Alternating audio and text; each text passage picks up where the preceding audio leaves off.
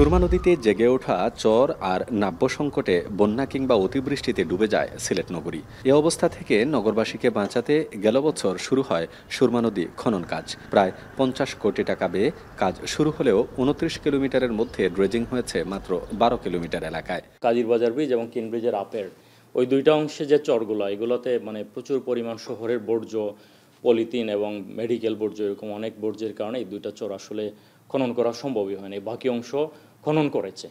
যদিও সিলেট সদর উপজেলার বিভিন্ন অংশে কোথাও 20 ফুট, কোথাও 15 ফুটের মতো খননের কথা থাকলেও এখনও অনেক জায়গায় চর আর ময়লার স্তূপে বোঝা মুশকিল এটি নদী নাকি কোনো খাল।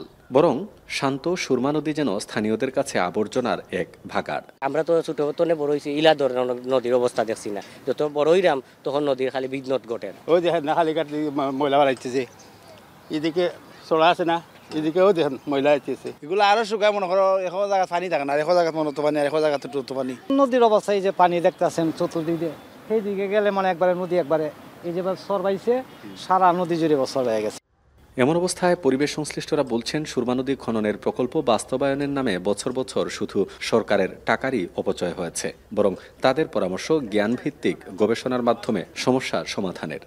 ফিজিবিলিটি স্টাডি না করে, এই সমস্ত বিষয় মাথায় না রেখে হুট করে একটা বরাদ্দ নিয়ে এসে প্রকল্পের কথা বলে মানুষকে আশাবাদী করা এবং বছরের পর বছর প্রতি বছরই মানুষকে স্বপ্ন দেখানো যে এবার কাজ হচ্ছে, আগামী বছর আর সিলেট নগরী প্লাবিত হবে না। রিসার্চ করে কোথায় দরকার, কতটুকু দরকার, কি মেটেরিয়াল ব্যবহার করা দরকার, কিভাবে মেনটেনেন্স করা দরকার, এই সমস্ত জিনিস চিন্তা ভাবনা করে ডিজাইন করে তারপরে এগুলো করতে হবে, যেন প্রত্যেক বছর এই জিনিসগুলো না করতে হয়।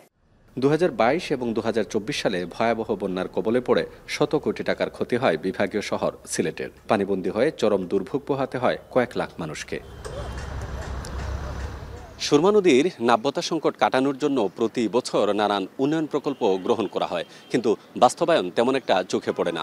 সময় যত যাচ্ছে ততই দখল এবং দূষণে আরও বিপর্যস্ত হচ্ছে সুরমা। তাই সংশ্লিষ্টরা বলছেন, কেবলমাত্র উন্নয়ন প্রকল্প গ্রহণ নয়, বরং বাস্তবায়নের দিকেই নজর দিতে হবে সংশ্লিষ্টদের।